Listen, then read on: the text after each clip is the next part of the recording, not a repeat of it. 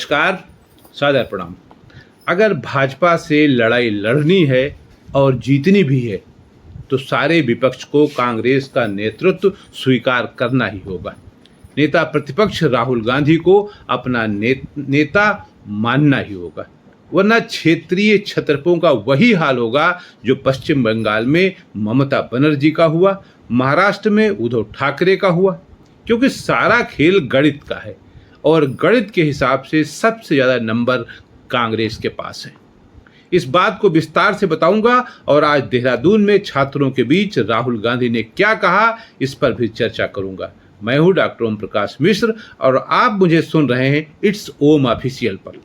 कांग्रेस नेता राहुल गांधी आज छात्रों के बीच देहरादून में थे, जहां वह छात्रों के साथ संवाद करते हुए बता रहे थे कि मोदी सरकार किस तरह उनका भविष्य चौपट करने में लगी है। राहुल गांधी ने एक एक कर सारे पन्ने छात्रों के सामने खोले और बताया कि एक्चुअल में मोदी सरकार की शिक्षा नीति में पर्दे के पीछे चल क्या रहा है।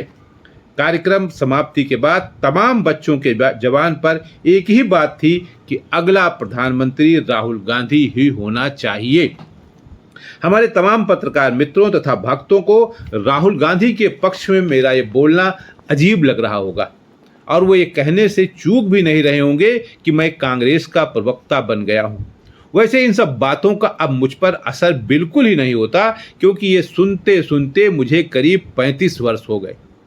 तो अब फिर मैं उसी बात पर आ रहा हूं और बता रहा हूं कि एक तरफ राहुल गांधी देहरादून में छात्रों की गूंज को संबोधित कर रहे थे, तो वहीं दूसरी तरफ कांग्रेस के राष्ट्रीय प्रवक्ता पवन खेड़ा ने दिल्ली के जंतर मंतर पर पहुंचकर करीब 20 दिन से आमरण अनशन कर रहे सोनम वांगचुक को अपना समर्थन दिया। सोनम वांगचुक पिछले 20 दिनों से जंतर मंतर पर धरना प्रदर्शन कर रहे हैं, आमरण अनशन पर हैं वो। बाकी धरना प्रदर्शन तो वहाँ काकरोच जनता पार्टी कर रही है और ये आमरण अनशन पर है।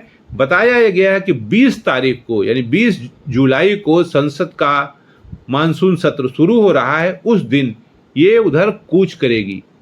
अब कूच कर पाएगी कि नहीं कूच कर पाएगी ये तो 20 तारीख को पता चलेगा, लेकिन इतना तो मैं डंके की चोट पर कह सकता हूँ कि उस दिन ये आंदोलन खत्म हो जाएगा।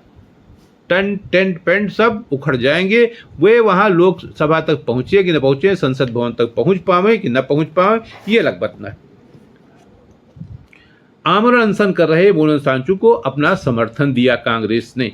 अपना का मतलब कांग्रेस का समर्थन दिया। इससे पहले कांग्रेस ये मानकर चल रही थी कि सीजीपी यानी काकरोच जनता पार्टी एंटी राहुल गांधी की मुहिम को लेकर चल रही है। वैसे ये बात काफी हद तक सही भी थी। विपक्ष की अन्य पार्टियां जंतर मंतर पर चल रहे इस प्रदर्शन को अपनी अपनी सहूलियत के हिसाब से समर्थन दे रही थी, लेकिन कांग्रेस चुप थी। उसका कारण यह था कि क्षेत्रीय पार्टियां, चाहे वो आम आदमी पार्टी हो, उद्धव ठाकरे की शिवसेना हो, टीएमसी हो या समाजवादी पार्टी हो, सबके अपने अपने रिजर्वेशन हैं। लेकिन इस समय न केवल पूरा देश बल्कि पूरा विश्व ये बात भली भांत जान रहा है कि केंद्रीय राजनीति के जो दो ध्रुव हैं वही सबसे ज़्यादा ताकतवर है। इसमें एक तरफ हैं प्रधानमंत्री नरेंद्र मोदी और दूसरी तरफ हैं लोकसभा में नेता प्रतिपक्ष राहुल गांधी। दोनों संवैधानिक पदों पर हैं और दोनों के पास नंबर्स भी हैं। अब ये अलग बात है कि राहुल गांधी के पास 100 की संख्या है, लेकिन जिस दिन संपूर्ण विपक्ष ने यानी इंडिया ब्लॉक के नेताओं ने राहुल गांधी का नेतृत्व स्वीकार कर लिया, उस दिन ये संख्या बहुमत पार कर जाएगी। वैसे अभी क्षेत्रीय छत्रप ऊहापोह की स्थिति में है और कांग्रेस अपने हिसाब से अपनी रणनीति बना रही, अपनी राजनीति कर रही।